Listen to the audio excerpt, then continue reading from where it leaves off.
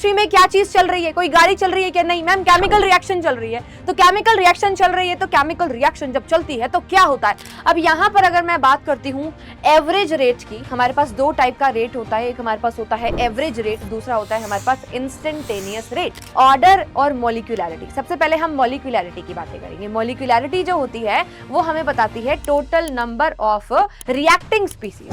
Hello hello hi everyone, क्या हाल चाल? Welcome back to this amazing platform of Physics Wallah. मेरा नाम है भारती मखीजा और आज हम करने वाले हैं हमारे इस माइंड मैप सीरीज के अंदर हमारा फिजिकल केमिस्ट्री का नेक्स्ट चैप्टर, जिसका नाम है केमिकल काइनेटिक्स। तो इस चैप्टर के अंदर बेटा बहुत सारे फॉर्मूलाज हैं, ठीक है, कुछ इंपॉर्टेंट कॉन्सेप्ट्स होंगे जिनको हम जल्दी जल्दी से सम अप करके और इस चैप्टर को कंप्लीट तरीके से, बहुत अच्छे तरीके से क्विकली क्या करने वाले हैं, रिवाइज करने वाले हैं। मैं अगेन इस बात को रिपीट करना चाहूंगी कि भाई ये जो माइंड मैप की सीरीज है आपके लिए, ये जो मैंने आपके लिए माइंड मैप्स बनाए हैं, ठीक है, सो ये माइंड मैप का जो लेक्चर है ना, ये 1 आवर का होगा या फिर 50 मिनट्स का होगा, जितनी भी देर का है बेटा, आप ये जो पर्टिकुलर सीरीज है बहुत ज्यादा हेल्पफुल आपके लिए रहने वाली है, क्योंकि मुझे पता है सिलेबस इतना ज्यादा है, जिस तरीके से आगे आगे सिलेबस बढ़ता जा रहा है तुम पुराने चैप्टर्स को नहीं पढ़ पाते हो, ठीक है। अब फॉर एग्जाम्पल आपका इनऑर्गेनिक या फिर ऑर्गेनिक का पोर्शन चल रहा है, तो फिजिकल केमिस्ट्री के पढ़ने का अभी आपके पास समय नहीं है या फिर बहुत सारी चीजों को मैनेज करना है, तो ये भाई बिल्कुल शॉर्ट तरीका है, ठीक है। सॉल्यूशन बहुत बढ़िया है इसका। क्या सॉल्यूशन है? जब भी तुम्हें लग रहा हो कि भाई आज संडे है, छुट्टी है, कुछ रिवाइज हमें करना है, ठीक है, अब खुद के नोट्स खोलकर बैठेंगे, ज्यादा समय लगेगा, बिल्कुल आपको अपने नोट से भी डिटेल्ड प्रिपरेशन करनी चाहिए, डिटेल्ड आपको रिविजन करना चाहिए। If you want to revise quickly तो आप इस लेक्चर को जब भी आपको लगे, यस, एवरी संडे आप आ सकते हैं, ठीक है, और एवरी संडे आप इस लेक्चर को खोलिए, थोड़ा सा स्पीड फास्ट करिए एंड अगेन आपकी रिवीजन डन हो जाएगी। तो इस तरीके से भी आप इस लेक्चर को यूज कर सकते हैं। तो चलिए स्टार्ट करते हैं आज का ये प्यारा सा सेशन, जिसके अंदर मैं आपको क्या करवाने वाली हूं। एज यूजुअल 1 शॉट के अंदर सारी चीजें हम कवर करने वाले हैं, ठीक है। 1 शॉट में सारी की सारी चीजें आज की क्लास में कवर करवाने वाली हूं, जहां से बोर्ड एग्जाम में क्वेश्चन आने के बहुत ज्यादा चांसेस होंगे, ठीक है। तो चलिए शुरुआत करते हैं। चैप्टर का नाम है बेटा केमिकल काइनेटिक्स, ठीक है। क्या नाम है? चैप्टर का नाम है मैम केमिकल काइनेटिक्स, है ना, काइनेटिक्स। तो ये जो चैप्टर है केमिकल काइनेटिक्स, इसके अंदर हम पढ़ने क्या वाले हैं? इसमें बेटा हम काइनेटिक्स ऑफ केमिकल रिएक्शन पढ़ने वाले हैं। क्या पढ़ने वाले हैं? काइनेटिक्स ऑफ केमिकल रिएक्शन, ठीक है। तो काइनेटिक्स से क्या मतलब हमारा है वो भी हमें समझना है। सबसे पहले हम यही लिख लेते हैं कि इसका मतलब क्या है। क्या पढ़ेंगे यहाँ पर?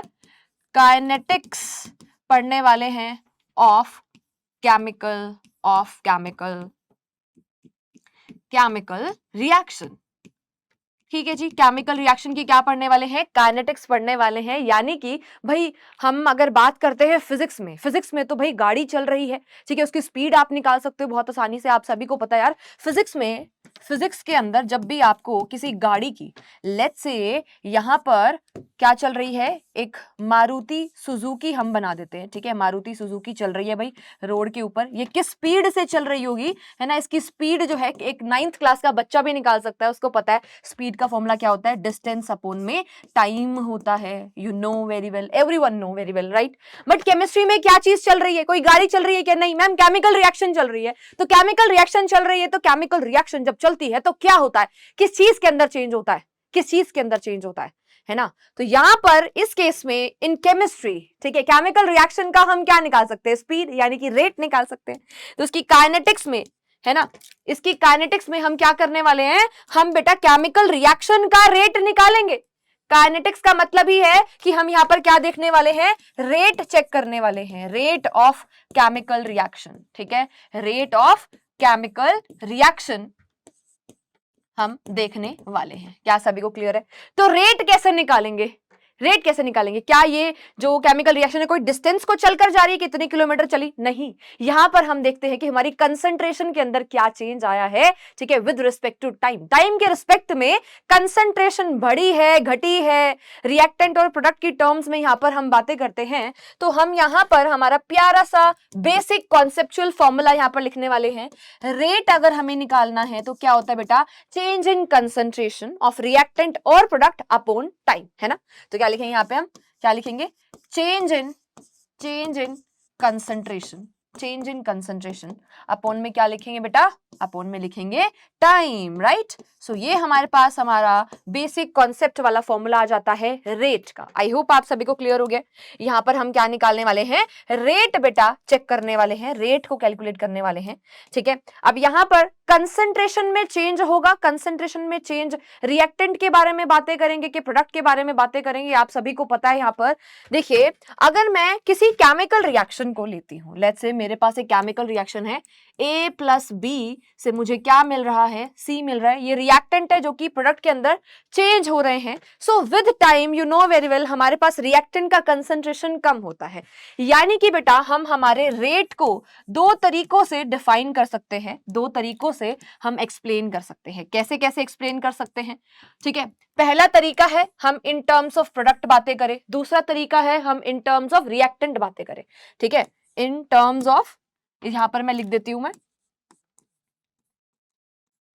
इन टर्म्स ऑफ रिएक्टेंट, ठीक है, और दूसरा है इन टर्म्स ऑफ प्रोडक्ट, ठीक है, in terms of product, product, ठीक है। प्रोडक्ट तो बेटा टाइम के साथ साथ बढ़ रहा है, यानी कि प्रोडक्ट की कंसंट्रेशन क्या होने वाली है, बढ़ने वाली है विद टाइम, ठीक है। प्रोडक्ट की कंसंट्रेशन के साथ क्या होगा, इंक्रीजेस विद टाइम, ठीक है। तो इसी चीज को हम यहां पर मेंशन करेंगे कि with time concentration of product increases, ठीक है। तो यानी कि रेट निकालेंगे increase in concentration of product, ठीक है, of product with time, with time, ठीक है। तो ये हो गया प्रोडक्ट की टर्म्स में, और यहीं पर रिएक्टेंट की टर्म्स में निकालना है। तो आपको पता है भाई रिएक्टेंट कन्वर्ट हो रहा है हमारे प्रोडक्ट में विद टाइम, इसका मतलब क्या हुआ कि कंसंट्रेशन ऑफ रिएक्टेंट जो है क्या करेगी, डिक्रीज करेगी। तो यहां पर हम क्या लिखने वाले हैं, decrease in concentration of reactant, decrease in concentration of reactant with time. तो इस तरीके से हम क्या निकालते हैं, हमारा रेट निकाल सकते हैं। आई होप आप सभी को अच्छे से समझ में आ गया है, क्लियर हो गया है, ठीक है जी। चलिए अब यहां पर हम एक ग्राफ को देख लेते हैं। रेट को अगर हम कहेंगे भाई रेट क्या होता है, रेट को अगर हमें डिफाइन करना है तो what is rate, rate can be measured by change in concentration of reactant और प्रोडक्ट, ठीक है, पर यूनिट टाइम, ठीक है। यहां पर हम थोड़ा सा और मेंशन करेंगे और लिखेंगे पर यूनिट टाइम, ठीक है, पर यूनिट टाइम। क्या कुछ कंसंट्रेशन ऑफ रिएक्टेंट और प्रोडक्ट में चेंज आ रहा है, उसी को क्या बोलते हैं, रेट कहते हैं। यूनिट की अगर हम बातें करें तो मोल पर लीटर पर सेकेंड हमारे पास क्या आ जाएगी बेटा, यूनिट आ जाएगी किसकी, रेट की, ठीक है। ये आपको ध्यान रखना है। अब यहां पर अगर मैं बात करती हूं एवरेज रेट की, हमारे पास दो टाइप का रेट होता है, एक हमारे पास होता है एवरेज रेट, दूसरा होता है हमारे पास इंस्टेंटेनियस रेट, जो कि एक पर्टिकुलर इंस्टेंट के ऊपर निकाला जाता है, ठीक है। तो पहले हम इस ग्राफ की बातें कर लेते हैं। यहां पर अगर हम देखें बेटा तो हमारा विद टाइम कंसंट्रेशन जो है आपकी रिएक्टेंट की क्या करती है, डिक्रीज करती है। इसी वजह से यहाँ पर डिक्रीजिंग ग्राफ आपको दिखाया गया है रिएक्टेंट का। वहीं पे अगर हम बातें करते हैं विद टाइम, यहां पर हमने क्या लिया हुआ है बेटा, टाइम लिया हुआ है, और यहां पर हमने क्या ली हुई है, कंसंट्रेशन ली हुई है। तो विद टाइम हमारा जो प्रोडक्ट का कंसंट्रेशन है वो क्या करता है, इंक्रीज करता है। इसी वजह से इस तरीके का कर्व हमने यहाँ पर दिखाया हुआ है, ठीक है।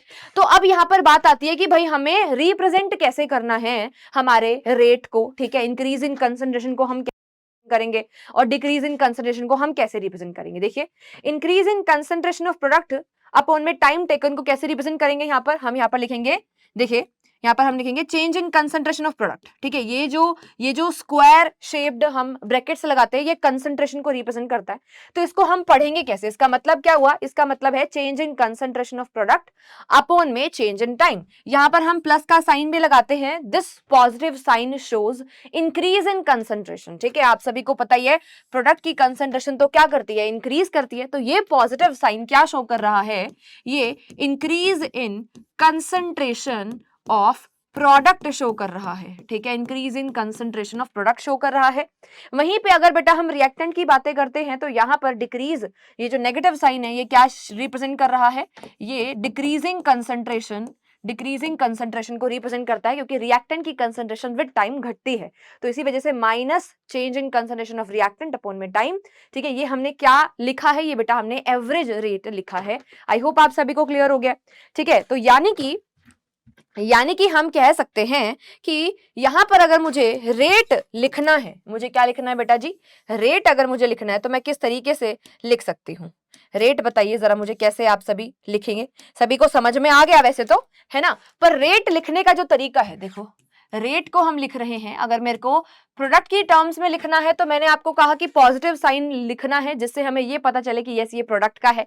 तो हम पहले पॉजिटिव साइन लगाएंगे, फिर लिखेंगे चेंज इन कंसंट्रेशन। ये सी क्या रिप्रेजेंट कर रहा है? कंसंट्रेशन को रिप्रेजेंट कर रहा है।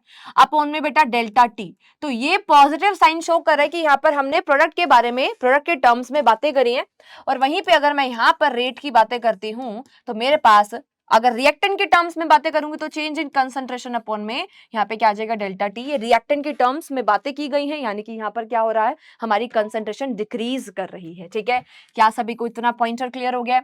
अच्छा, अब यहीं पर अगर मैं थोड़ा सा और खोलकर लिखती हूँ, देखिए चेंज इन कंसंट्रेशन हमने लिखना है, तो चेंज कैसे निकालेंगे? फाइनल कंसंट्रेशन माइनस में इनिशियल कंसंट्रेशन। ठीक है, तो हमारे पास एक और फॉर्मूला बनता है, सी फाइनल माइनस सी इनिशियल अपॉन में टी फाइनल माइनस में टी इनिशियल। ये भी आपको पता होना चाहिए। ये 2-3 बेसिक से फॉर्मूलाज हमारे पास हैं जो आपको आने ही आने चाहिए। क्लियर है सभी को?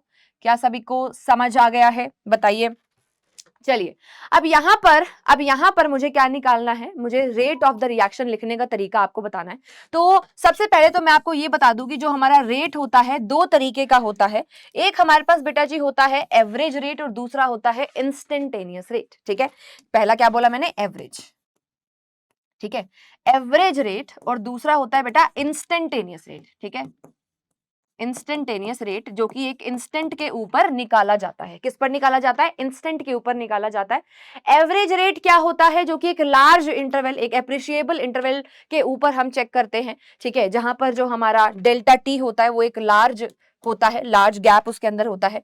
ठीक है, तो यहां पर हम क्या लिखेंगे? Over the large interval of time. ठीक है, इसको निकाला जाता है ओवर लार्ज या फिर मैक्रोस्कोपिक, हम कहते हैं मैक्रोस्कोपिक इंटरवल ऑफ टाइम। ठीक है,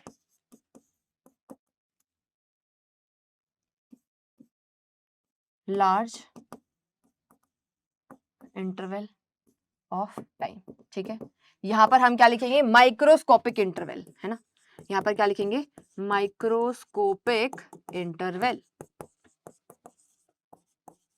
ठीक है, माइक्रोस्कोपिक इंटरवल ऑफ टाइम। ठीक है, ठीक है मैम, समझ में आ गया ये तो। ठीक है, तो यहां पर बेटा उस पर्टिकुलर इंस्टेंट के ऊपर निकाल रहे हैं हम, उस पर्टिकुलर इंस्टेंट के ऊपर निकाल रहे हैं। ठीक है, इसी वजह से यहां पर होता क्या है? जो हमारा dt होता है, जो हमारा टाइम के अंदर चेंज होता है, वो जीरो को अप्रोच कर रहा होता है। वो किसको अप्रोच करता है बेटा? जीरो को अप्रोच करता है। ये वाला पॉइंट भी आपको ध्यान रखना है कि इंस्टेंटेनियस के अंदर हमारा जो dt है वो अब जीरो को अप्रोच कर रहा होगा। ठीक है, अब यहां पर हमें लिखने का तरीका सीखना है कि हम इंस्टेंटेनियस रेट को और एवरेज रेट को लिखेंगे कैसे। ठीक है, एवरेज रेट के लिए भाई ये जो ट्राइंगल है, बिल्कुल लेमन लैंग्वेज में अगर मैं तुम्हें बताऊं तो ये जो ट्राइंगल सी बना रखी है ना भाई, ठीक है, तुम्हें एवरेज रेट में, एवरेज रेट जब भी निकालोगे ये ट्राइंगल बनानी है। ठीक है, क्लियर है? और जब भी बेटा जी आपको इंस्टेंटेनियस रेट निकालना हो, इंस्टेंटेनियस रेट निकालना हो, तब आप क्या करेंगे? यहां पर ट्राइंगल हटाकर क्या लगा देंगे? डी लगा देंगे। क्या लगा देंगे? डी लगा देंगे। ये शो करता है कि बहुत ज्यादा कम चेंज यहां पर आ रहा है। ठीक है, इसी वजह से यहां पर हम क्या लगा देंगे? यहां पर हम डी लगा देंगे। तो यहां पर मैं आपको लिखने का तरीका भी एक बार बता देती हूं। देखिए, लेट्स से आपको लिखना है रेट।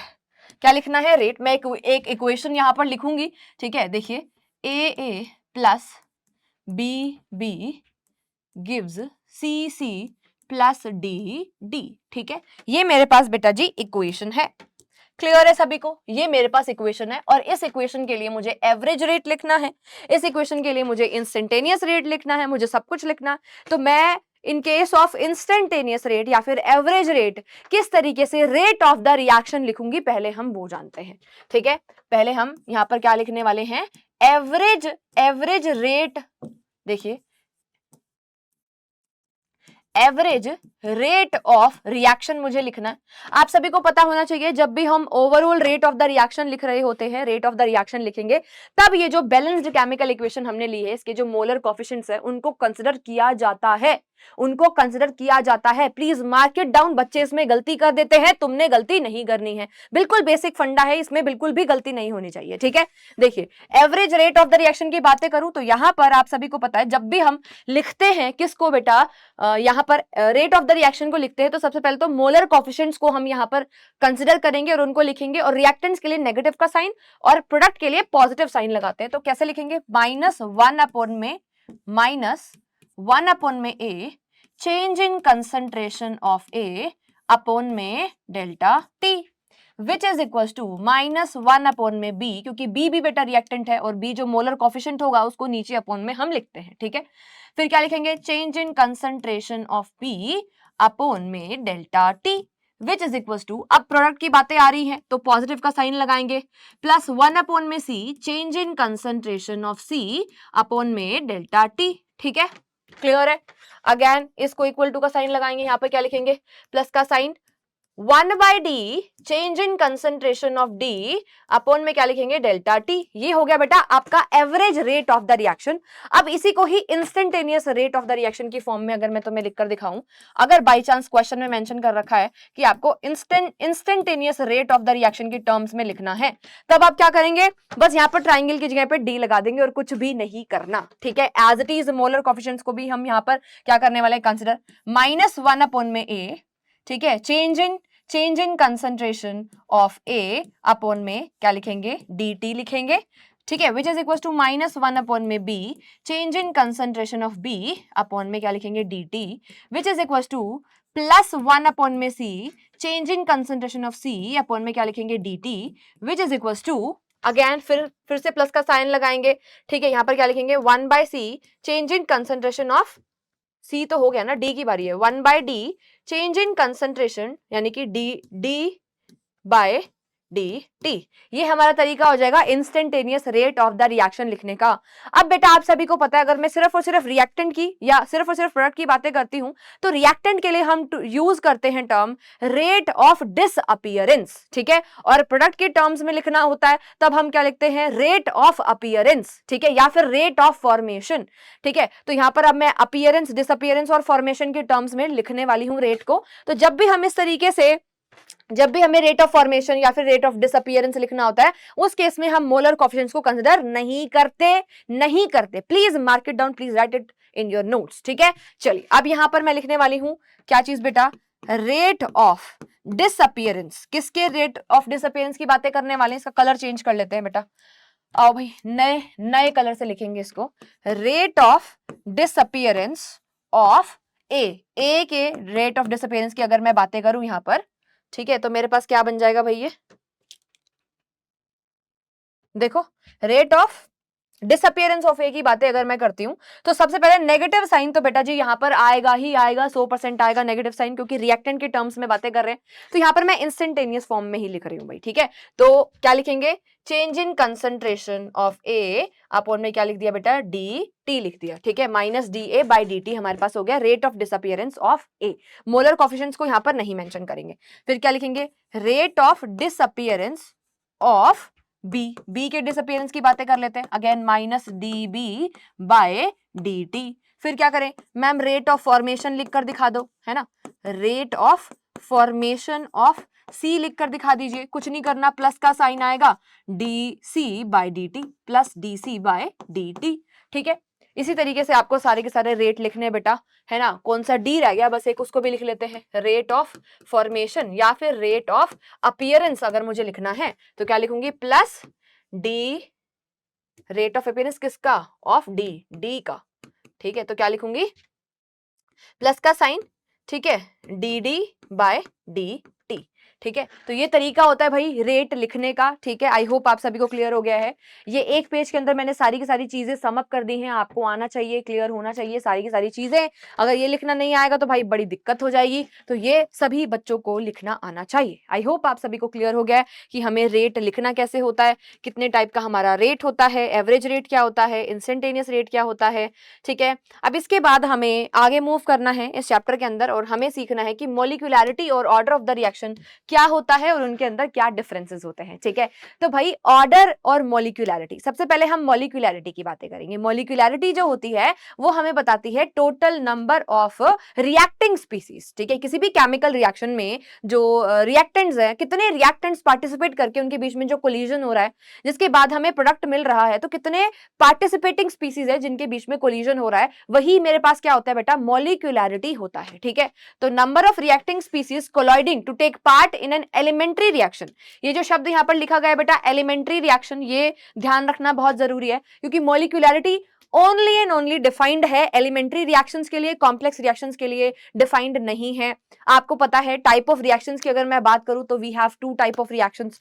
ठीक है, एक हमारे पास होती हैं एलिमेंट्री रिएक्शंस और दूसरी हमारे पास होती है बेटा कॉम्प्लेक्स रिएक्शन। ठीक है, तो रिएक्शंस की अगर मैं टाइप की बात करती हूं तो we have two type of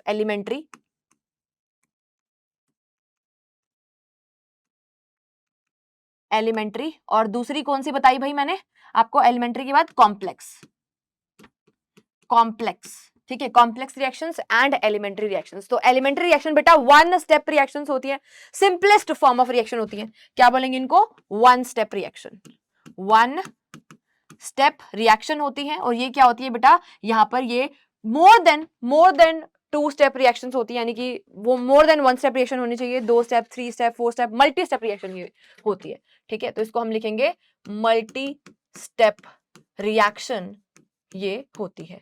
तो भाई मल्टी स्टेप रिएक्शन के लिए हमारी मॉलिक्यूलैरिटी डिफाइन नहीं होती है, सिर्फ और सिर्फ एलिमेंट्री रिएक्शन के लिए हम बता सकते हैं कि हमारी जो मॉलिक्यूलैरिटी होगी कितनी होने वाली है। क्या बताता है ये, total number of reacting species. ठीक है, मॉलिक्यूलैरिटी की वैल्यू हमेशा पॉजिटिव होगी, कभी भी नेगेटिव वैल्यू आपकी मॉलिक्यूलैरिटी की नहीं हो सकती है। ठीक है, ये बात सबको पता होनी चाहिए। ये एक थियोरेटिकल कॉन्सेप्ट है, ये कोई एक्सपेरिमेंटल डेटा नहीं है। ठीक है, फॉर एग्जाम्पल अगर मेरे पास कोई लेट्स से रिएक्शन है A प्लस बी से मुझे क्या मिल रहा है बेटा, C मिल रहा है, तो if this particular reaction is elementary reaction तो इसका मॉलिक्यूलैरिटी कितना होगा, 2 होगा, क्योंकि यहाँ पर दो रिएक्टिंग स्पीसीज है A एंड B। तो किसी भी एलिमेंट्री रिएक्शन के लिए हम मॉलिक्यूलैरिटी डिफाइन कर सकते हैं, बता सकते हैं। मैक्सिमम मॉलिक्यूलैरिटी की वैल्यू 3 होती है, ये आपको ध्यान रखना है। ठीक है, आपकी मॉलिक्यूलैरिटी की वैल्यू कभी भी 0 नहीं हो सकती, फ्रैक्शनल नहीं हो सकती। ठीक है, इनफाइनाइट एंड इमेजिनरी नहीं हो सकती, नेगेटिव नहीं हो सकती। जिस तरीके से आपकी एज नेगेटिव नहीं हो सकती है, ठीक है, उसी तरीके से हमारी जो मॉलिक्यूलैरिटी है वो बताती क्या है, वो हमें बताती है कि कितनी स्पीसीज रिएक्शन कर रही हैं। भाई नेगेटिव में थोड़ी ना करेंगे, या आधा मॉलिक्यूल रिएक्ट कर रहा है, ऐसा तो नहीं होगा ना। ठीक है, तो यहां पर आपको पता होना चाहिए कि कभी भी ये 0 नहीं होता है, हमेशा एक सिंगल स्टेप रिएक्शन के लिए ही डिफाइंड है। ठीक है, दूसरा मैक्सिमम वैल्यू ऑफ मॉलिक्यूलैरिटी जो होती है वो कितनी होती है, 3 हो सकती है। आई होप आप सभी को क्लियर है, समझ में आ गया है, चमक गया है। ठीक है, नाउ अब हम मूव करते हैं ऑर्डर ऑफ द रिएक्शन के ऊपर। ऑर्डर ऑफ द रिएक्शन जो होता है बेटा, ये elementary as well as complex reactions दोनों को डिफाइन करता है। ठीक है, दोनों के लिए है, हम ऑर्डर ऑफ द रिएक्शन दोनों के लिए निकाल सकते हैं। ऑर्डर ऑफ द रिएक्शन जो है दोनों के लिए होता है। ठीक है, लिख लो यहां पर, ऑर्डर ऑफ द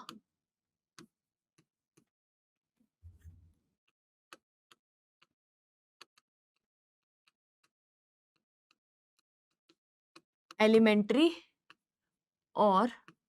और कॉम्प्लेक्स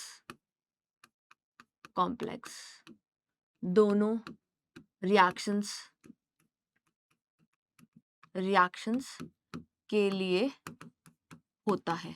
ठीक है, दोनों रिएक्शंस के लिए होता है, दोनों के लिए डिफाइंड होता है। ये एक एक्सपेरिमेंटल वैल्यू है, हम कभी भी जस्ट रिएक्शन को देखकर हम ऑर्डर ऑफ द रिएक्शन नहीं बता सकते, तो ये चीज भी मैं यहाँ पर मेंशन करना चाहूंगी। हम रिएक्शन को देखकर, थर्ड पॉइंट लिखेंगे, हम रिएक्शन को देखकर, ठीक है,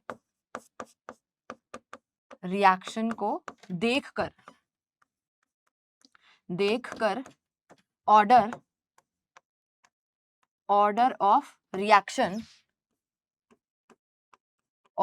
रिएक्शन नहीं बता सकते, नहीं बता सकते बेटा जी, बिल्कुल भी नहीं बता सकते, ठीक है, क्योंकि ये एक एक्सपेरिमेंटल वैल्यू है, एक्सपेरिमेंट के थ्रू ही आती है, ठीक है। अब ऑर्डर होता क्या है? ऑर्डर का मतलब होता है बेटा सम ऑफ पावर, ठीक है, sum of powers of the concentration terms, ठीक है, जो कंसंट्रेशन टर्म्स हमारे पास होती हैं किसके अंदर? रेट लॉ एक्सप्रेशन के अंदर। अब यहां पर मैं आपको रेट लॉ एक्सप्रेशन एक बार बता देती हूँ, दिखा देती हूँ, ठीक है, कि रेट लॉ एक्सप्रेशन क्या होता है।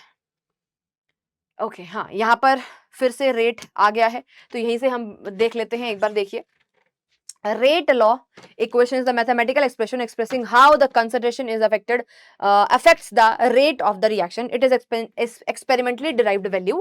और ये हमें बताती क्या है, ठीक है, देखिए ये हमें कहती है कि जो रेट होता है वो डायरेक्टली प्रोपोर्शनल है कंसंट्रेशन ऑफ रिएक्टेंट की कंसंट्रेशन के डायरेक्टली प्रोपोर्शनल है। अब जब ये डायरेक्टली प्रोपोर्शनल का साइन जब हम हटाते हैं तो जो रेट होता है, ठीक है, हटाते ही हमारे पास एक कांस्टेंट आता है जिसको हम क्या बोलते हैं? रेट कांस्टेंट कहते हैं। तो ये मेरे पास होता है, ठीक है। अब इस केस में लेट्स से अगर मेरे पास बेटा एक रिएक्शन है, रिएक्शन क्या है? रिएक्शन ये है, क्या चीज? A प्लस में B से मुझे लेट्स से XA प्लस में YB से मुझे ZC मिल रहा है फॉर दिस पर्टिकुलर रिएक्शन। अगर मेरे को क्या दे दी जाए? रेट लॉ एक्सप्रेशन दे दिया जाए तो वो क्या होगा? के कंसंट्रेशन ऑफ A की power M and concentration of B की पावर N, ठीक है। तो ये M प्लस N का जो एडिशन होगा इसको क्या बोलते हैं हम? ऑर्डर ऑफ रिएक्शन कहते हैं, क्योंकि मैंने जैसे आपको बताया कि ऑर्डर ऑफ रिएक्शन क्या होता है बेटा? सम ऑफ पावर्स होता है। क्या होता है? सम ऑफ पावर्स होता है। तो ऑर्डर का मतलब ही क्या होता है? हम पावर्स का सम कर देंगे, ठीक है, सम ऑफ क्या कर देंगे? पावर कर देंगे, तो मेरे पास ऑर्डर निकल आएगा, ठीक है। अब बात ये आती है कि मैम ये जो M और N है क्या ये X और Y हो सकते हैं कि नहीं हो सकते? भाई हम कुछ नहीं कह सकते इस बारे में, इक्वल हो भी सकते हैं और नहीं भी हो सकते, क्योंकि एक एक्सपेरिमेंटल वैल्यू होती है, ठीक है। तो यहाँ पर हम लिखेंगे जो M है वो X के बराबर हो भी सकता है, जो M है वो X के बराबर नहीं भी हो सकता, जो N है वो Y के बराबर हो भी सकता है, और जो N है वो Y के बराबर नहीं भी हो सकता, क्योंकि this is totally experimental value. I hope आप सभी को क्लियर हो गया है कि ऑर्डर का क्या मतलब होता है। सम ऑफ पावर ये हमें बताता है। ऑर्डर जो है दोनों के लिए डिफाइंड है, जैसा कि मैंने आपको बताया कि order of the reaction elementary as well as complex reactions दोनों के लिए होता है, ठीक है। इतनी बात तो सभी को चमक गई होगी, क्लियर हो गई होगी। दोनों के लिए होता है, कभी भी ये जो है नेगेटिव भी हो सकता है, ये जीरो भी हो सकता है, ये फ्रैक्शनल भी हो सकता है, ये कुछ भी हो सकता है। ऑर्डर ऑफ द रिएक्शन कुछ भी हो सकता है, ठीक है। ऑर्डर ऑफ द रिएक्शन, ठीक है, क्या हो सकता है? It is equal to zero, positive, negative और फ्रैक्शनल वैल्यू कुछ भी हो सकता है, ये ध्यान रखना है। ये क्या होता है? एक एक्सपेरिमेंटली डिटरमाइंड क्वांटिटी होती है, ये भी आपको पता होना चाहिए।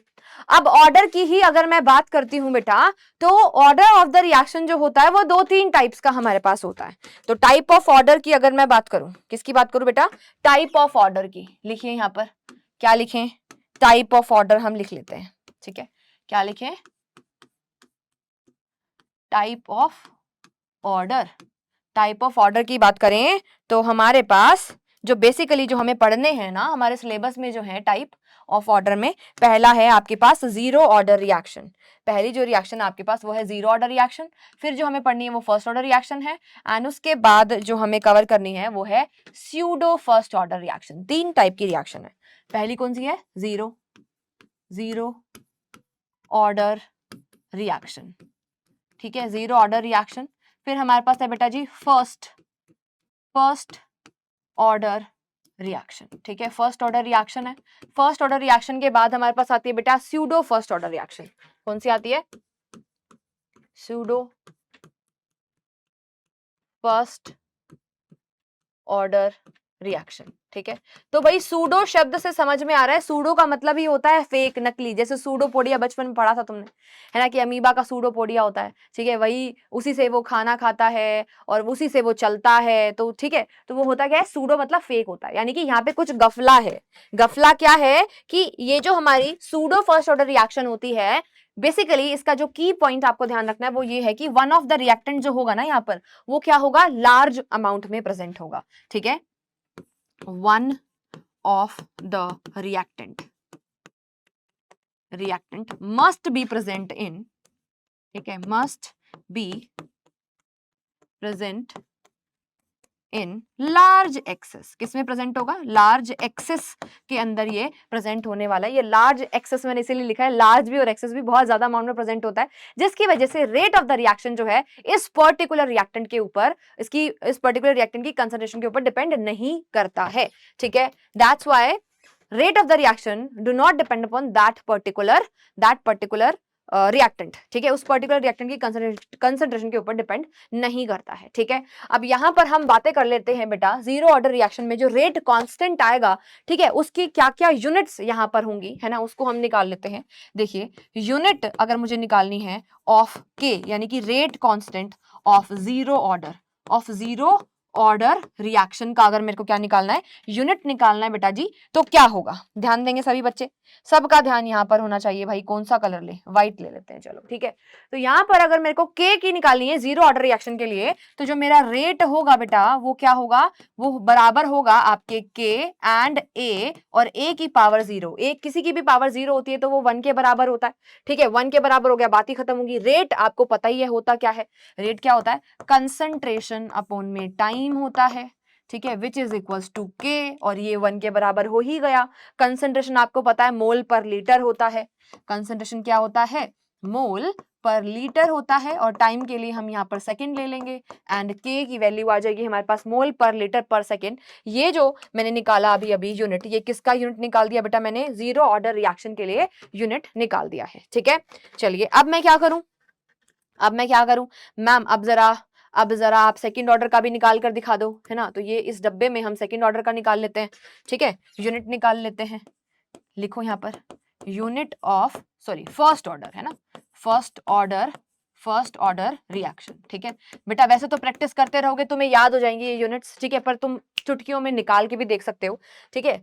अच्छा, यूनिट ऑफ के यानी कि रेट कांस्टेंट की यूनिट निकाल रहे हैं ना, तो ये हमें क्या बताता है? ये हमें कहता है कि जो रेट होता है वो बराबर है हमारे के एंड कंसंट्रेशन ऑफ ए की पावर 1, ठीक है। तो रेट की यूनिट क्या होती है मैम? कंसंट्रेशन अपॉन में टाइम होती है, ठीक है, यस। एंड अगेन जो ए है रिएक्टेंट, यानी कि रिएक्टेंट की कंसंट्रेशन, तो अगेन यहाँ पर मैं क्या लिखूंगी बेटा? कंसंट्रेशन लिखूंगी।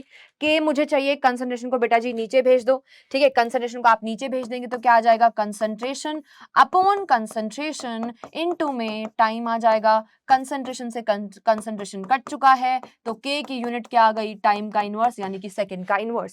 इस तरीके से आप क्या निकाल लेंगे बेटा? यूनिट ऑफ रेट कांस्टेंट निकाल लेंगे। आई होप आप सभी को क्लियर हो गया है। अब एक एक करके सारे के सारे फॉर्मूलाज को हम यहाँ पर देखने वाले हैं, जो जो इंपॉर्टेंट फॉर्मूलाज एंड रिलेशंस हैं, ठीक है।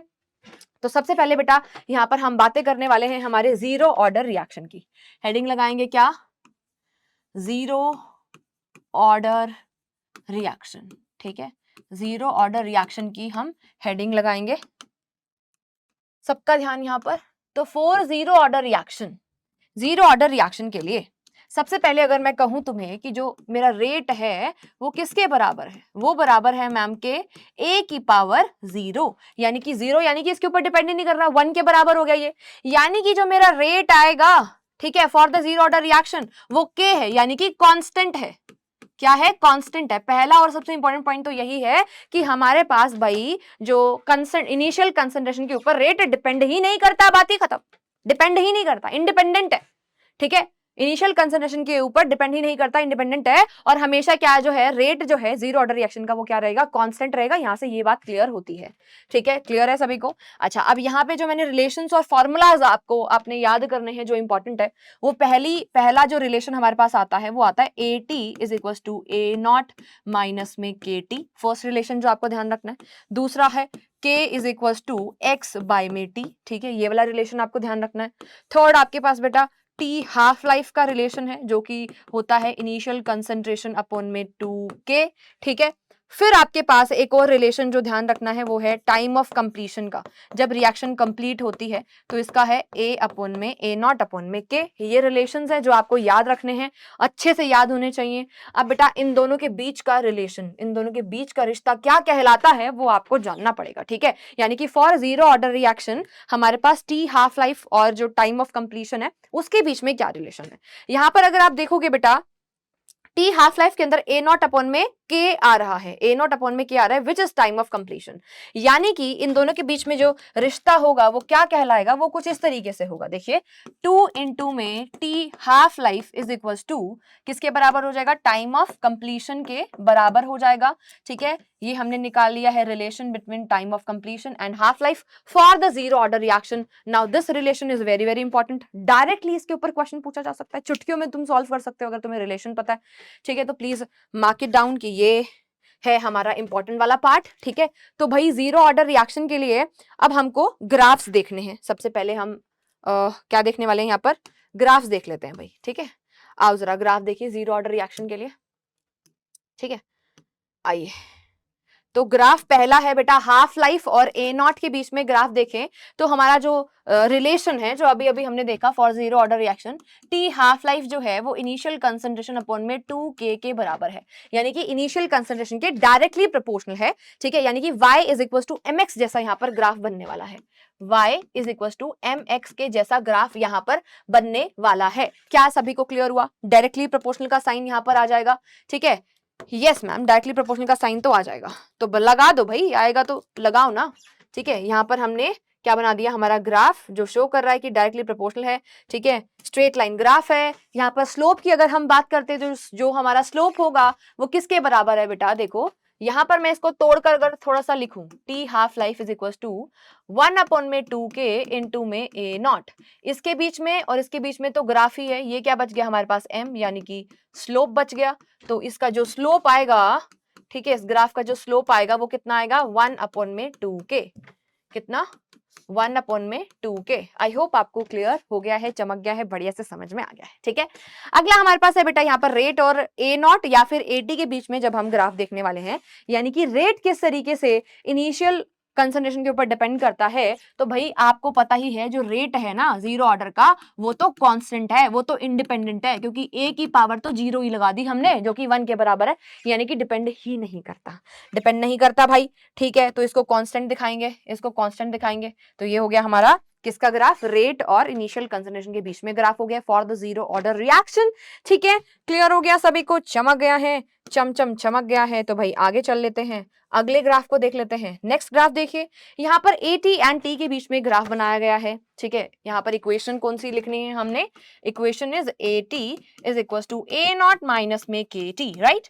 तो यहाँ पर AT हमारे पास क्या है, y है, और जो T है वो x है, ठीक है। तो ये जो ग्राफ आपको दिखाई दे रहा है y is equal to mx plus c से सिमिलर ग्राफ दिखाई दे रहा है, ठीक है। तो यहाँ पर अगर आप देखेंगे, ठीक है, तो हमारे पास जो स्लोप है इस केस में, जो हमारा स्लोप है बेटा, ठीक है, जो कि m है वो माइनस k के बराबर है, यानी कि नेगेटिव स्लोप यहाँ पर आएगा, है ना, नेगेटिव स्लोप आएगा।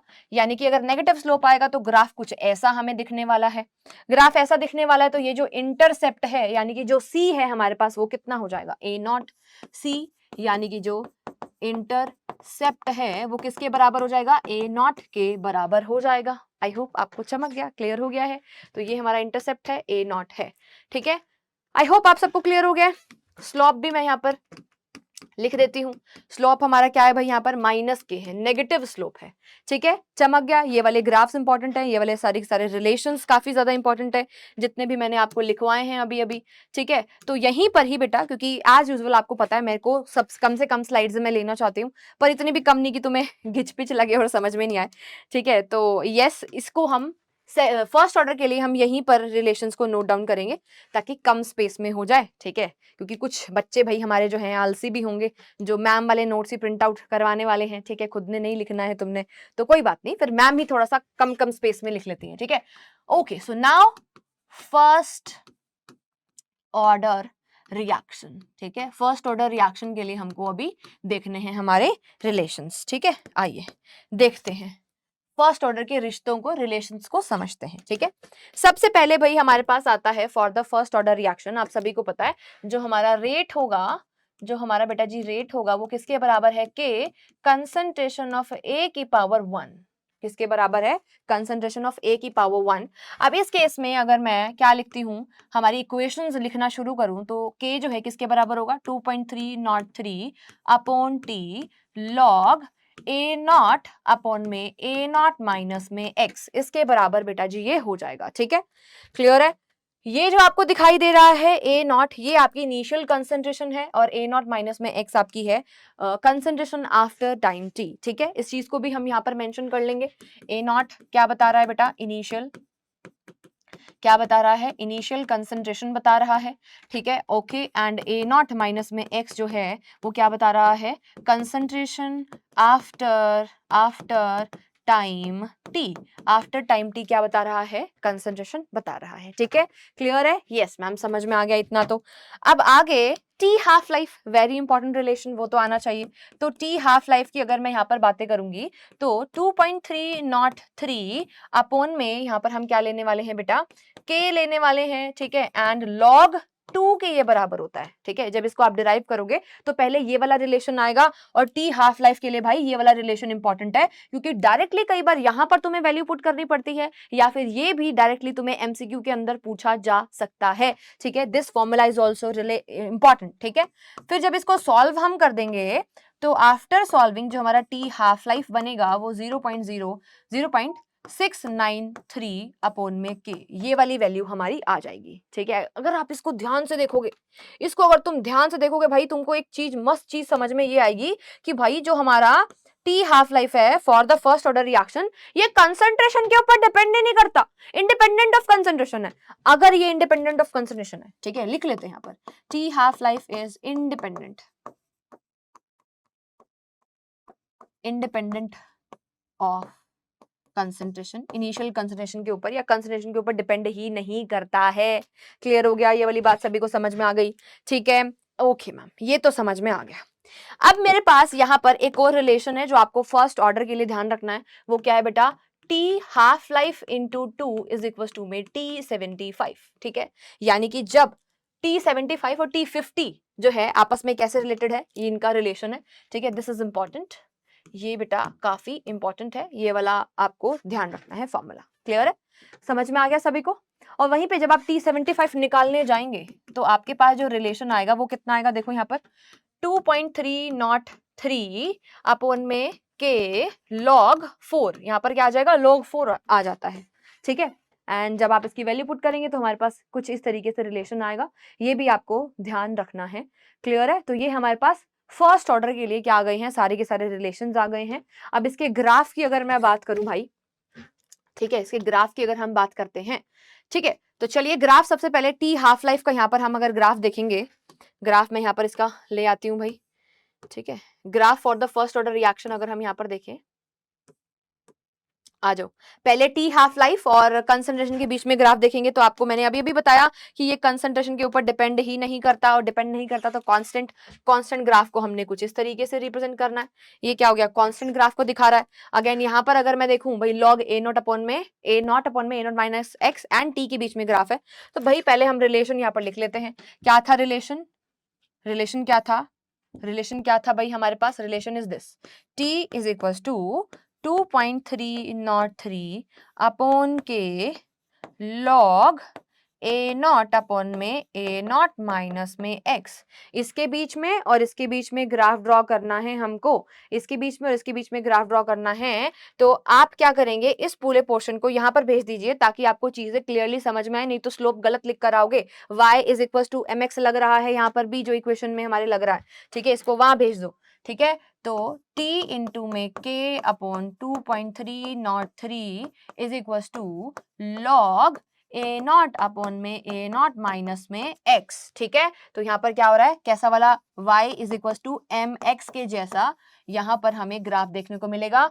ओरिजिन से पास होती हुई लाइन, यहाँ से स्ट्रेट लाइन पास होगी, ठीक है, जिसमें हमारे पास बेटा जो x है वो t है और ये जो होगा ये क्या होगा m, ठीक है, तो इसीलिए मैंने यहाँ पर तुम्हें ऊपर भिजवाया इसको, क्योंकि तुम स्लोप गलत लिख कर आओगे नहीं तो इसका जो स्लोप हमारे पास आएगा, ठीक है, ये काफी इंपॉर्टेंट है क्योंकि बच्चे इसमें गलती करते हैं, और जिसमें भी बच्चे गलती करते हैं वो पेपर में पूछा जाता है। 2.303, ठीक है, तो ये आपके पास आ गया बेटा स्लोप। आई होप आपको क्लियर हो गया है, चमक गया है, ठीक है, इस तरीके से हम निकालते हैं।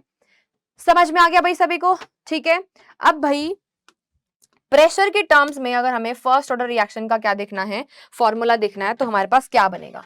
ठीक है, प्रेशर की टर्म्स में लिख लें एक बार, प्रेशर के टर्म्स में निकाल लें। आओ फिर प्रेशर के टर्म्स में लिखते हैं एक बार, ठीक है। अगर मेरे पास सब कुछ किसमें दे रखा हो बेटा, कोई रिएक्शन है ए गैसियस प्लस में बी गैसियस, ठीक है, जिससे मुझे प्रोडक्ट मिल रहा है सी गैसियस, उस केस में मेरे को फॉर द फर्स्ट ऑर्डर, ठीक है, फॉर फर्स्ट ऑर्डर के लिए थोड़ा खुला लिख लेते हैं, है ना, for first order, first order के लिए अगर मुझे क्या लिखनी है, इक्वेशन लिखनी है, ठीक है, तो गैसेस जब सब कुछ है हमारे पास, ठीक है, रिएक्टेंट और प्रोडक्ट, तब हम कंसंट्रेशन की जगह पे प्रेशर को कंसीडर करते हैं, तो जो हमारा फॉर्मूला होगा वो क्या बनेगा, T is equal to 2.303 upon के लॉग ए नॉट की जगह पे क्या लिखूंगी, पी नॉट अपॉन में पी नॉट माइनस में पी, ये आपका फॉर्मूला बन जाएगा भाई, ठीक है, ये आपका फॉर्मूला बन जाएगा बच्चा party. Okay, P P for pressure and P for panthers, ठीक है भाई, okay panthers.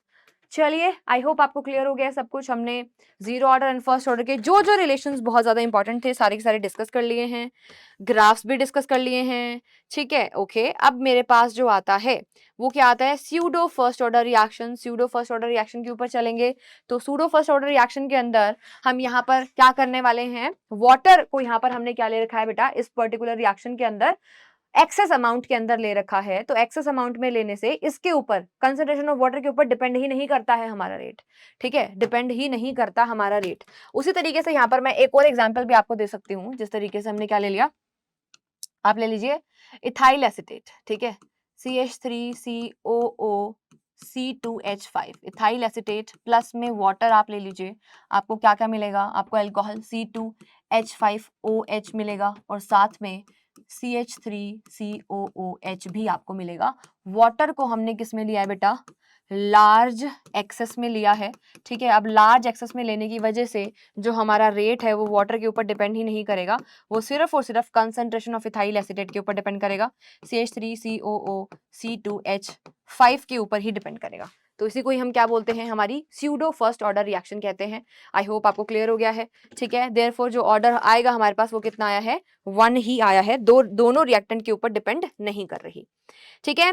Pseudo first order reaction के बाद हमारे पास जो हमें कवर करना है वो है आपकी अर्हीनियस इक्वेशन। अर्हीनियस इक्वेशन हमें क्या कहती है, अर्हीनियस इक्वेशन बेसिकली रिलेट करती है टेम्परेचर डिपेंडेंस को, बताती है रेट ऑफ द रिएक्शन के ऊपर किस तरीके से टेम्परेचर का अफेक्ट होता है वो उसको बताती है, ठीक है। सो यहाँ पर आप सभी को पता है जो हमारा यहाँ पर अर्हीनियस इक्वेशन होती है वो क्या बताती है, K is equal to AE minus EA upon में RT, ठीक है। K हमारा रेट कांस्टेंट है, बेसिकली ये डायरेक्ट रिलेशन जो हमें देती है वो किसके साथ देती है, वो देती है बेटा रेट कांस्टेंट के साथ, और हमें पता है रेट कांस्टेंट और रेट ऑफ द रिएक्शन आपस में रिलेटेड है।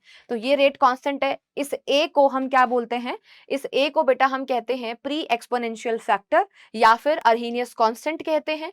फिर यहाँ पर E की पावर में ये जो EA लिखा हुआ है ये एक्टिवेशन एनर्जी है, R हमारा यूनिवर्सल गैस कांस्टेंट है, T हमारा टेम्परेचर है। तो यहाँ पर मैं EA आपको मेंशन कर देती हूँ, EA क्या है, हमारी एक्टिवेशन एनर्जी है, ठीक है। क्या है बेटा जी, ये एक्टिवेशन एनर्जी है जिसको हम EA लिखते हैं, ठीक है। अब यहाँ पर जब हम दोनों साइड पर लॉग लेंगे तो मेरे पास फॉर्मूला बन जाएगा, ठीक है। दोनों साइड पर लॉग लेने के बाद मेरे पास फॉर्मूला यहाँ पर ये डिराइव हो जाएगा, एंड जब हम इसका टू डिफरेंट टेम्परेचर के ऊपर डिफरेंशिएशन करते हैं, ठीक है, तब हमारे पास जो फॉर्मूला आएगा इसका वो क्या आ जाएगा बेटा, यहाँ पर आप देखेंगे ln K2/K1 is equal to EA upon R and then 1 upon में T1 माइनस 1 अपॉन में T2, ये मेरे पास इसका क्या बन जाएगा बेटा, फॉर्मूला फॉर्म हो जाएगा। इसी को ही अगर मैं लॉग की टर्म्स में अर्हीनियस इक्वेशन को लिखती हूँ तो मैं यहाँ पे लिखूंगी log K2/K1, log k2 by k1। देखिए यहाँ पर क्या किया हुआ है, यहाँ पर बेटा नेचुरल लॉग ले रखा है, यहाँ पर नेचुरल लॉग ले रखा है। तो इस फॉर्मूला में मेरे को बस ये चेंज करना है, ln की जगह पे मैंने लॉग ले लिया, ठीक है। तो मैंने अगर यहाँ पर लॉग लिया है तो आपको कन्वर्जन के लिए पता है कि हम यहाँ पर क्या करते हैं, हम क्या करेंगे, यहाँ पर EA अपॉन में 2.303 R लगाएंगे, साथ में 1 अपॉन में T1 माइनस 1 अपॉन में T2। ये मेरे पास फॉर्मूला हो जाएगा। आपको पता है नेचुरल लॉग जो ln x होता है वो किसके बराबर होता है, वो किसके बराबर होता है, 2.303 लॉग x के बराबर होता है। This is the conversion term, ठीक है। तो ये यहाँ पर लॉग लगाया, ठीक है, ln की जगह पे, ठीक है बेटा। तो यहाँ पर क्या आएगा फैक्टर हमारे पास 2.303, जिस 2.303 को मैंने यहाँ भेज दिया, ठीक है। तो इस तरीके से भी हम इसको लिख सकते हैं, कर सकते हैं। ये वाला इक्वेशन आपको ध्यान रखना है, अर्हीनियस इक्वेशन है, ठीक है। आई होप सभी को क्लियर हो गया। फिर बेटा हमारे पास आता है टेम्परेचर कोफिशिएंट, ठीक है, टेम्परेचर कोफिशिएंट जिसको हम म्यू से रिप्रेजेंट करते हैं। और यहाँ पर हमें बताया जाता है कि with every rise in 10 degree Celsius, ठीक है, with rise in 10 degree Celsius temperature जब जब राइज करता है तो हमारा जो रेट ऑफ द रिएक्शन है वो क्या हो जाता है, डबल हो जाता है। रेट ऑफ रिएक्शन जो है वो क्या हो जाता है, डबल हो जाता है, डबल हो जाता है। यानी कि अगर मेरे पास टेम्परेचर पहले T था और वो T प्लस में 10 डिग्री सेल्सियस हो गया है और यहाँ पर रेट R था, तो यहाँ पर रेट क्या हो जाएगा, R इंटू में 2, डबल हो जाएगा, जस्ट डबल हो जाएगा। ये बात आपको ध्यान रखनी है बेटा जी, ठीक है, ये क्लियर होना चाहिए। फिर हमारे पास आता है बेटा म्यू, जिसको हम क्या बोलते हैं, टेम्परेचर कॉफिशिएंट कहते हैं, ठीक है। ये जो टेम्परेचर कॉफिशिएंट है ये किसके बराबर है, R1 by R2 is equal to K1 by K2 के ये बराबर है। क्लियर है, क्लियर है सभी को, समझ में आ गया भाई, ठीक है। येस और नो, येस और नो, समझ में आया सभी को, येस और नो, क्लियर है। तो भाई रेट कांस्टेंट वाला पोर्शन भी हमारा हो गया। अच्छा जी, अब क्या करेंगे, अब अर्हीनियस इक्वेशन के लिए हमें ग्राफ देखना है, ठीक है। तो यहाँ पर मैंने जैसे कि आपको बताया कि मेरे पास इक्वेशन क्या थी, K is equal to AE minus EA upon RT। ये थी मेरी मेन अर्हीनियस इक्वेशन, जिसको मैंने जब लॉग ले लिया, ठीक है, दोनों साइड पर टेकिंग लॉग, ठीक है, लॉग नहीं ln ले लो, नेचुरल लॉग ले लो, ln बोथ साइड, दोनों साइड पर जब मैंने क्या ले लिया, बोथ साइड्स पर जब नेचुरल लॉग मैंने लिया, तो यहाँ पर अगर हम लेंगे तो ln k is equal to ln a e minus EA by RT आ जाएगा। अब आपको पता ही है लॉग की property, log a into log b, log a plus b होता है, ठीक है। फिर e की पावर आगे आ जाएगी, ठीक है। तो इस तरीके से हम यहाँ पे इसको सॉल्व करेंगे और मेरे पास जो रिलेशन आएगा वो क्या आ जाएगा, ln k is equal to में ln a माइनस में EA बाय RT। जो E है ये क्या है, एक्टिवेशन एनर्जी है, ये क्या है बेटा, एक्टिवेशन एनर्जी है। आई होप आपको क्लियर हो गया है, समझ में आ गया है, चमक गया है, ठीक है। चलिए अब क्या करूं भाई, यहाँ पर ये सभी को समझ में आ गया है, क्लियर हो गया है। तो अच्छा, अब यहाँ पर ग्राफ आपको बताना है ln k और 1/t के बीच में। तो इसको थोड़ा सा मैं खोल कर लिखूंगी ताकि तुम्हें चीजें स्लोप समझ में आए, है ना। तो ln k जो है ln a minus EA by R into 1/t के बराबर है ना, इंटू में 1/t के बराबर है। तो 1/t और ln k के बीच में ग्राफ है, तो ये आपको y is equal to mx plus c जैसा ग्राफ दिख रहा होगा, ठीक है। यहाँ पर x हमारे पास ये है, तो ये जो आया ये हमारा क्या हुआ, स्लोप हुआ, ठीक है। और ये जो हुआ ये क्या हुआ, इंटरसेप्ट, ठीक है। ये क्या हो गया, इंटरसेप्ट हो गया। स्लोप यहाँ पर नेगेटिव आ रहा है, स्लोप कैसा आ रहा है, नेगेटिव आ रहा है। तो हमें जो ग्राफ देखने को मिलेगा वो कैसा मिलेगा, कुछ इस तरीके का ग्राफ देखने को मिलेगा। ये हमारा इंटरसेप्ट है, यानी कि ln a इंटरसेप्ट है।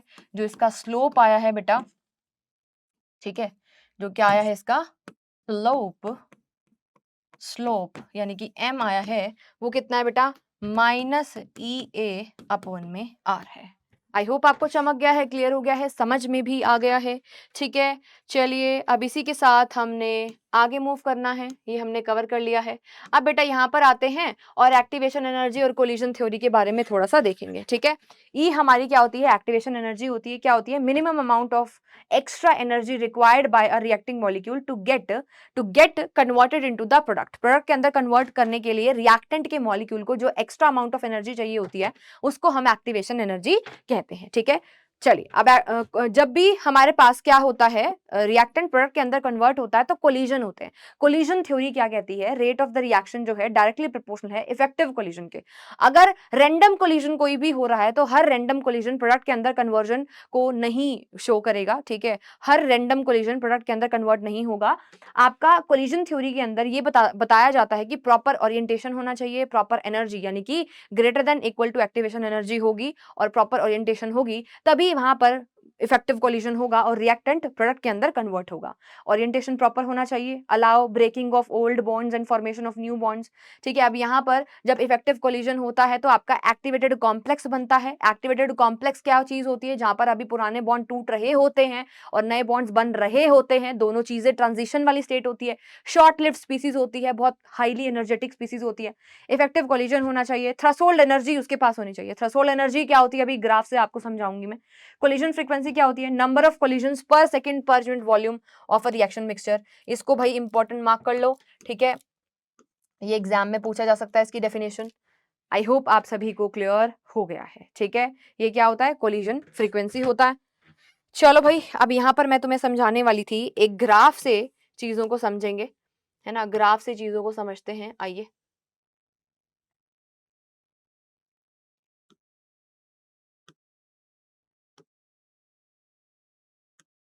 यहाँ पर आ जाओ, ग्राफ को देख लो। यहाँ पर ग्राफ हमारे पास बना रखा है। देखिए कैटलिस्ट से होगा क्या, कैटलिस्ट से होगा क्या, ठीक है। पर उससे पहले ग्राफ बना ही लेते हैं भाई, जब तक मैं हाथ से बनाकर नहीं बताऊंगी ना तब तक फील नहीं आती तुम्हारी मैम को।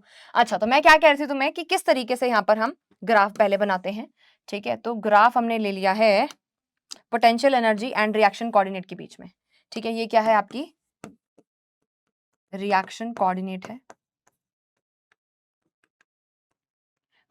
है, और ये क्या है बेटा, आपका potential energy, PE potential energy है। तो इसका जो कर्व है वो हमने क्या देखा कि यहाँ पर लेट्स से रिएक्टेंट है, यहाँ पर लेट्स से प्रोडक्ट है, ठीक है। तो जब मेरे को यहाँ पे रिएक्टेंट को प्रोडक्ट में कन्वर्ट करना था तो कुछ इस तरीके का मेरे को एनर्जी प्रोफाइल डायग्राम मिलता है, ठीक है। ये क्या है, रिएक्टेंट, और ये क्या है, प्रोडक्ट है, ठीक है। ये रिएक्टेंट है और ये क्या है, प्रोडक्ट है। अब सबका ध्यान यहाँ पर होना चाहिए भाई। देखो जरा, ये जो तुम्हें दिखाई दे रहा है ना, इतनी एनर्जी जो तुमको दिखाई दे रही है, ये एनर्जी ऑलरेडी हमारे पास रिएक्टेंट के पास प्रेजेंट थी, ठीक है। तो लेट्स से इसको मैं क्या बोलूं, इसको मैं एनर्जी ऑफ रिएक्टेंट ही कह देती हूँ, जो ऑलरेडी इसके पास प्रेजेंट थी। ये क्या है, ई आर है, ऑलरेडी प्रेजेंट, ठीक है। एनर्जी ऑफ रिएक्टेंट, ठीक है।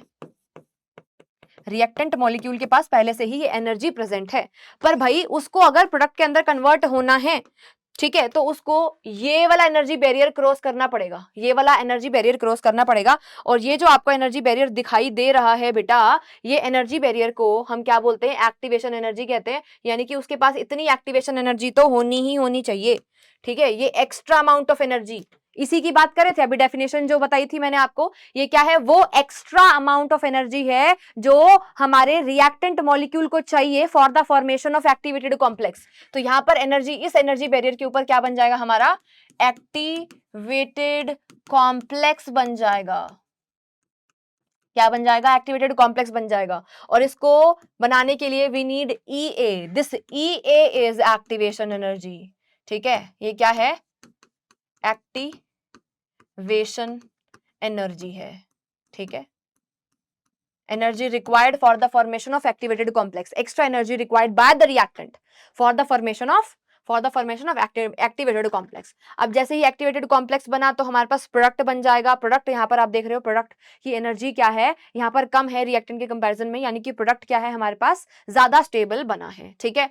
ओके, अब यहाँ पर इस पूरे रिएक्टेंट ने जब एक्स्ट्रा एनर्जी भी ले ली जो उसके पास थी वो भी, ठीक है, तो इन दोनों के टोटल से जो मिनिमम अमाउंट ऑफ एनर्जी है for conversion into the product, product के अंदर कन्वर्ट होने में जो मिनिमम अमाउंट ऑफ एनर्जी है उसको थ्रेशोल्ड एनर्जी कहते हैं। तो इस पूरी एनर्जी को, ये जो पूरी एनर्जी है ना, कलर में यहाँ पर कुछ और नया सा कलर लेती हूँ भाई, है ना, ये तो दिखेगा नहीं, ब्लू कलर ले लेते हैं। चलो, तो ये जो तुम्हें एनर्जी दिखाई दे रही है ना, यहां से लेके और लास्ट तक, ठीक है, यहां से लेके और लास्ट तक जो तुम्हें एनर्जी दिख रही है, ये पूरी एनर्जी को हम क्या बोलते हैं? थ्रेशोल्ड एनर्जी कहते हैं। टीई कह लो या ईटी लिख लो, तुम्हारी मर्जी है। ये क्या है? थ्रेशोल्ड एनर्जी है, ठीक है, थ्रेशोल्ड एनर्जी। ये टीई क्या है भाई? Threshold energy. इतनी मिनिमम एनर्जी चाहिए रिएक्टेंट को प्रोडक्ट में कन्वर्ट करने के लिए, यानी कि जो थ्रेशोल्ड एनर्जी है वो रिएक्टेंट की एनर्जी प्लस में एक्टिवेशन एनर्जी का एडिशन है, दोनों को ऐड करा हुआ है। आई होप आप सभी को ये वाला एनर्जी प्रोफाइल डायग्राम बढ़िया से समझ में आ गया होगा। यहाँ पर अगर मैं देखती हूँ वन मोर चीज को हम यहाँ पे ध्यान में देखेंगे, एनर्जी ऑफ रिएक्टेंट और एनर्जी ऑफ प्रोडक्ट के बीच में ये जो गैप तुमको दिखाई दे रहा है, इसको क्या बोलते हैं? ये जो डेल्टा एच है ये कैसा आएगा? नेगेटिव आएगा, विच शोज कि दिस पर्टिकुलर कर्व क्या शो कर रहा है? ये किसके लिए है? एक्सोथर्मिक रिएक्शन को बेटा जी ये दिखा रहा है, ठीक है। किसको दिखा रहा है? एक्सोथर्मिक रिएक्शन को ये दिखा रहा है। आई होप आपको क्लियर हो गया है, ठीक है, समझ में आ गया। बहुत इंपॉर्टेंट पॉइंट सारे के सारे हमने इसके अंदर कवर कर लिए हैं, ठीक है।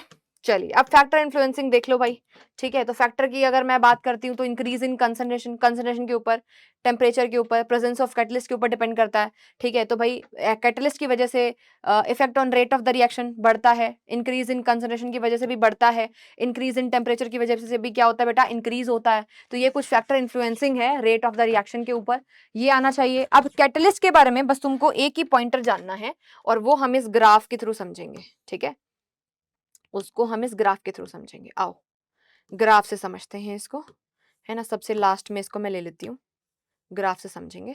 आइए, तो इसके अंदर बेटा कर क्या रहे हैं हम? हमारे पास पहले ये रिएक्टेंट था जो कि प्रोडक्ट के अंदर कन्वर्ट हुआ इस वाले पोर्शन के ऊपर, ये जो तुम्हें हम्प दिखाई दे रहा है इस कर्व का, ठीक है, ये क्या है? एक्टिवेटेड कॉम्प्लेक्स यहाँ पर बन गया।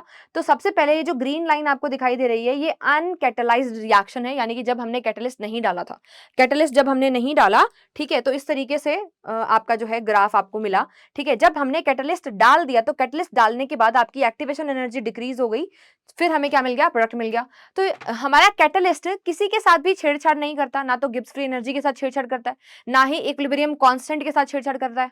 अरे भाई लिख ले, जो चीजें बोल रही हूँ ना उसको प्लीज नोट इट डाउन। जो कुछ चीजें ऐसी होंगी जो मैं बोल रही हूँ, लिखी नहीं, वैसे तो मैक्सिमम चीजें मैंने क्या करा है यहाँ पर बोर्ड पे लिखी है, पर जो चीजें सिर्फ मैं बोल रही हूँ please right it down in your notes, ठीक है। ऐसे हवा में लेक्चर मत देखो जैसे तुम अभी देख रहे हो, ठीक है। प्रॉपर्ली ढंग से बैठ जाओ और फिर उसको लिखो, ठीक है। क्या बोला मैंने? जो हमारा क्या चीज है बेटा? क्या चीज है? यस, कैटलिस्ट जो होता है वो किस किस को अफेक्ट नहीं करता?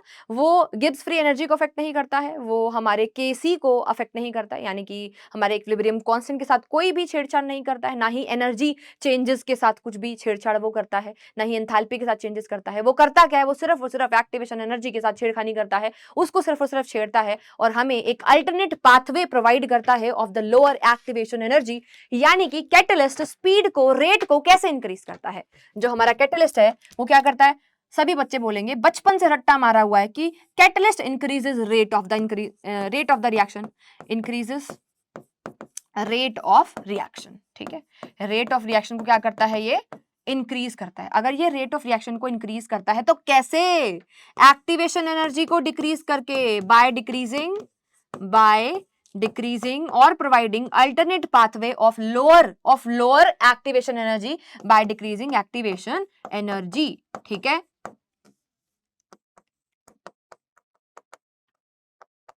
एक्टिवेशन एनर्जी क्लियर है भाई? चमक गया? समझ में आ गया? सारी बातें, इतनी ही बात आनी चाहिए। देखो यहाँ पर एक्टिवेशन एनर्जी कम कर दी है, इसी वजह से रेट हमारा क्या कर गया है? बढ़ गया है। आई होप तुमको मजा आया होगा सेशन के अंदर, ठीक है। अगेन मैं फिर से यही वाली बात बोलूंगी, जब भी रिवाइज करने का मन करे आ जाओ और फटाफट से लेक्चर खोलो, स्पीड बढ़ाओ, देखो। और भाई कम से कम आलसी होने की वजह से ऐसा तो नहीं होगा कि तुम रिवाइज नहीं कर रहे। चाहे लेक्चर से टेक्नोलॉजी है तो उसका फायदा उठाना चाहिए प्रॉपरली डिसिप्लिन्ड वे में, ठीक है। तो भाई लेक्चर को आप देख सकते हैं, रिवीजन बढ़िया से कर सकते हैं। और इसी के साथ हमने हमारे 3 चैप्टर फिजिकल केमिस्ट्री के खत्म कर लिए हैं। मिलते हैं किसी और सीरीज के अंदर, तब तक के लिए अपनी हेल्थ का ध्यान रखिए। Keep learning and keep growing.